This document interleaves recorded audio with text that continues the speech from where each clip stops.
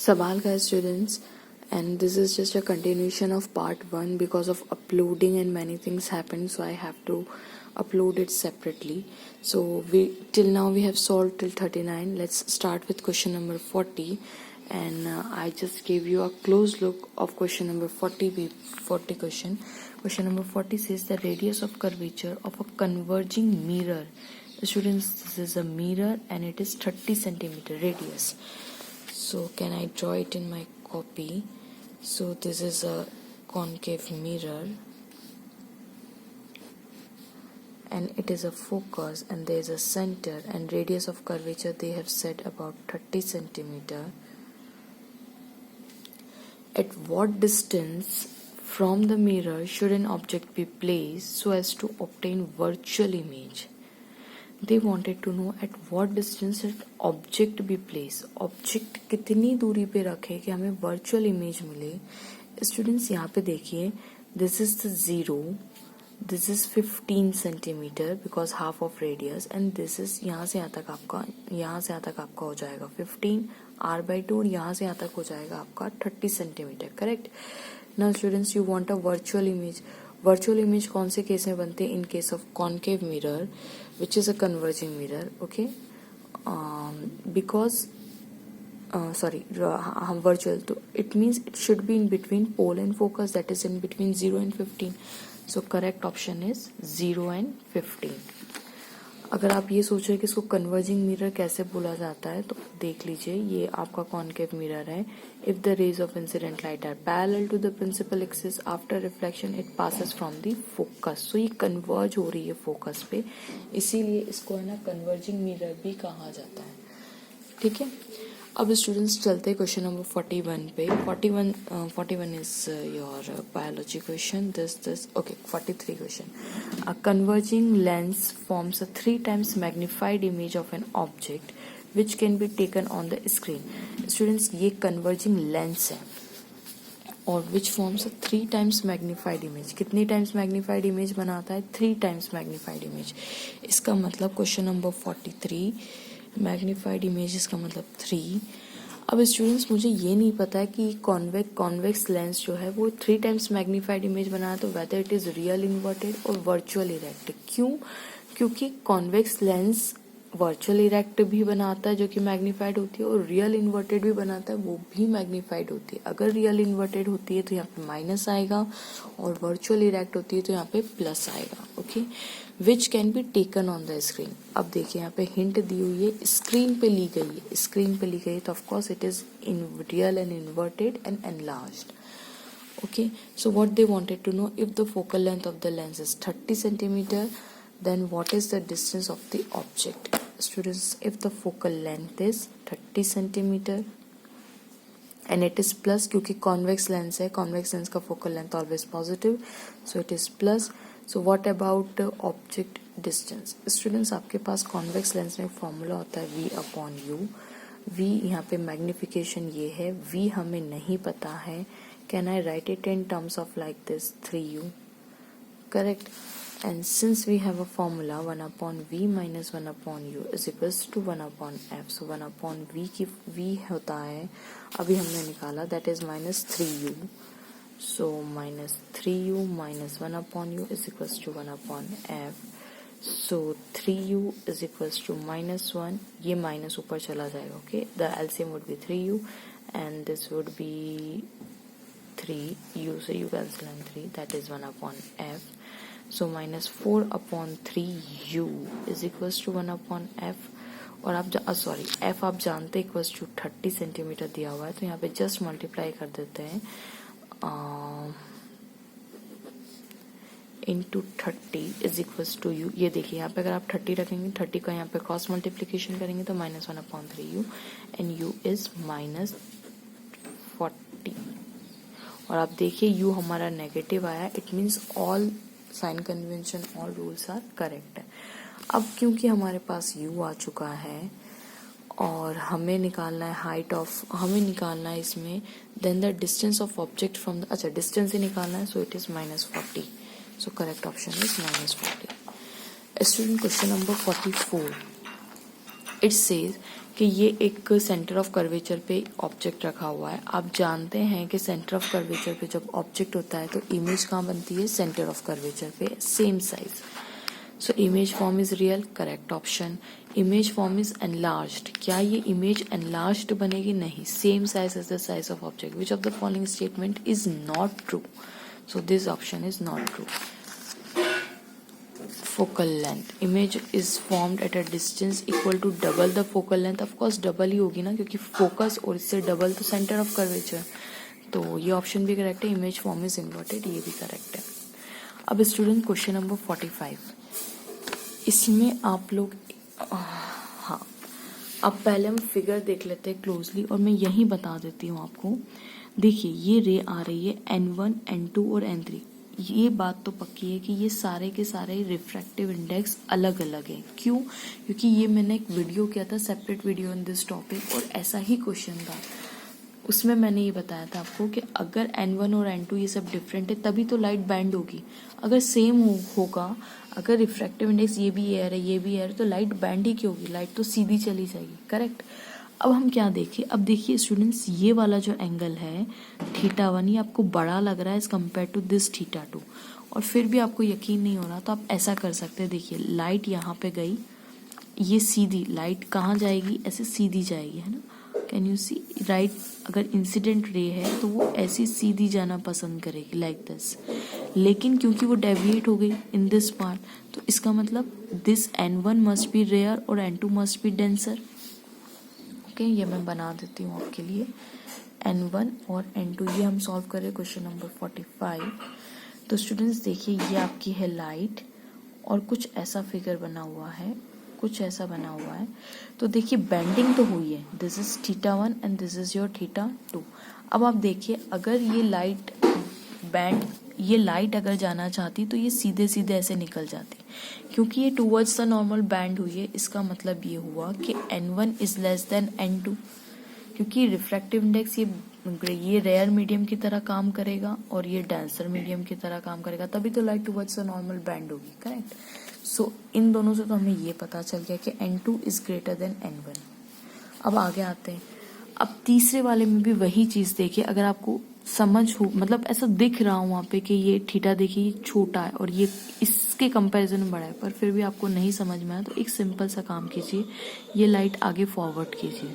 अब आपको दिख रहा है कि ये लाइट ऐसे जाना चाहती है, बट देखिए अब कितना बैंड हो गई, दैट इज इतना बैंड हो गई वो। इसका मतलब N3 is greater than N2 है। ये देखिए यहाँ पे हमने नॉर्मल बनाया और लाइट और बैंड हो चुकी है। लाइट जाना चाहती थी ऐसा, but towards the normal band हो गई, देख लीजिए आप। ये देखिए, ये यहाँ पे लाइट ऐसा जाना चाहती थी पर टूवर्ड्स द नॉर्मल बैंड हो गई। इसका मतलब ये हुआ कि N3 is greater than N2।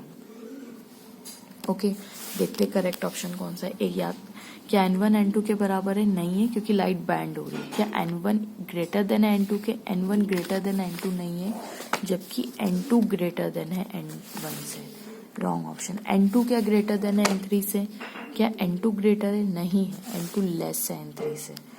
Okay, अब यहाँ पे देख लेते हैं N3 क्या ग्रेटर देन है N1 से, क्या N3 ग्रेटर देन है N1 से, of course it is a correct option, because आप देखिए N3 ग्रेटर देन है N2 से और N2 ग्रेटर है N1 से, सो ऑफ कोर्स N3 भी ग्रेटर होगा N1 से। सो correct option is D. Students question number 46, so let's do it.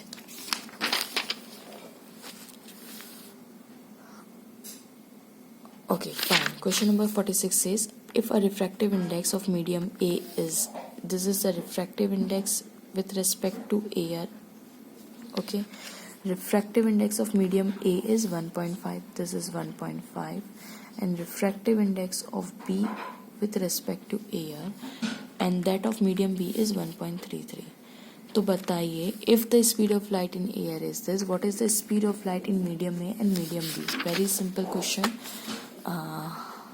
बहुत ही सिंपल क्वेश्चन दिया है, that is velocity in air upon velocity in medium ए। ये दिया हुआ है 1.5, ये दिया हुआ है 3 × 10⁸ एंड VA। अगर आप VA को इधर ले जाते हो तो 3 × 10⁸ अपॉन 1.5, ये देखिए 0 × 15 × 30 2 into 10⁸ metre per second. Students, इस पे मैंने एक वीडियो किया था, सो इसीलिए मुझे फटाफट इन सब की वैल्यूज़ बहुत अच्छे से याद है। सिमिलरली अगर आप इसके कंपैरिजन में देखें तो 3 इंटू 10⁸ अपॉन वी और ये आपका आ जाएगा 1.33, 3 इंटू 10⁸ अपॉन वी और वी को अगर आप इधर कर देते हैं तो 3 अपॉन 1.33 into 10⁸, which is equals to 2.55 into 10⁸ metre per second. Students, मैंने ये क्वेश्चन सॉल्व किया इसलिए मुझे याद है इसकी values. So correct option is D, 2 into 8 and 2.25. Sorry, 2.25. Okay, sorry, 2.25. Okay. Now, students, let's move on towards question number 47. It says an object of height 4 centimeter. Okay, height of object is 4 centimeter. Is kept at a distance of 30 centimeter from a pole, यानी -30 क्योंकि object distance है, of a diverging mirror. Students, ये diverging mirror है. Diverging mirror कौन सा होता है? Of course, it is convex. This mirror. Okay. Convex mirror क्या बोलते हैं हम इसको? Convex mirror is also called as, because ये रेज को ऐसे करके ऐसे डाइवर्ज कर देता है ना। If the focal length is 10 centimetre, students focal length दी हुई है 10 और आप जानते हैं ये कॉन्वेक्स मिरर है, इसकी फोकल लेंथ कितनी होगी? पॉजिटिव। क्यों पॉजिटिव होगी ये मैंने इस पर सेपरेट वीडियो किया हुआ है, so please do watch. Okay, क्या पूछा है हमसे? पूछा है हाइट ऑफ इमेज पूछी हुई है। बहुत ही simple, 1/v minus 1/u is equals to 1/f. Okay, so 1/v हमसे हमें नहीं पता, u हमें पता है -30 is equals to 1/f हमें पता है 10। ये माइनस माइनस हो गया प्लस, ये प्लस हो जाएगा उधर जाके minus, so 1/10 minus 1/30 that is equals to 30 और यहाँ पे आ जाएगा 3 - 1 that is 2/30 equals to v और ये आ जाएगा 15। So v is equals to, I am right no, 10 और 30, फोकल लेंथ भी 10 दी हुई है, करेक्ट है। So v is equals to +15 centimetre और आना भी चाहिए। आप जानते हैं कॉन्वेक्स मिरर के खाली 2 ही केस होते हैं और दोनों में इधर ही पॉजिटिव ही इमेज यहाँ पे ही बनती है, पॉजिटिव साइड, और ये फोकल लेंथ होती है। सो ऑफकोर्स आना भी चाहिए था हमारा पॉजिटिव। अब आप मैग्निफिकेशन जानते हैं, magnification is equals to v/u. In case of mirror it is minus और it is equals to height of image upon height of object. इन दोनों को बराबर कर देते हैं, that is -15 क्योंकि माइनस क्वेश्चन है, don't get confuse with this. और व्यू हमें दिया हुआ है 30, हाइट ऑफ इमेज हमें निकालनी है, हाइट ऑफ ऑब्जेक्ट हमें दिया हुआ है 4 centimetre. Students, minus two minus cancel, 30 into 4 is equals to height, 4 1s are 4, 2 2s are 4 to 15s are 15 1s are 15, so correct option is something went wrong, I think कहीं ना कहीं mistake हुई है।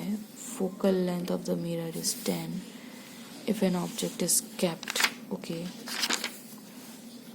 height of object is 4, 15 1s are 15, 15 2s are, it is 2, option ही नहीं है 2 तो 1 minute,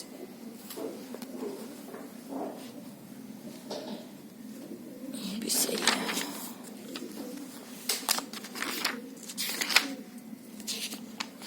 और ये मैंने किया हुआ था,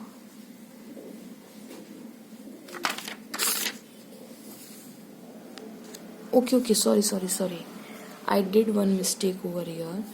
एक्चुअली ये मिरर है, so it should be positive, I am sorry, और ये इधर जाएगा तो इट वुड बी प्लस, और अब सारी चीज़ें चेंज हो जाएगी, sorry I will do it separately, okay.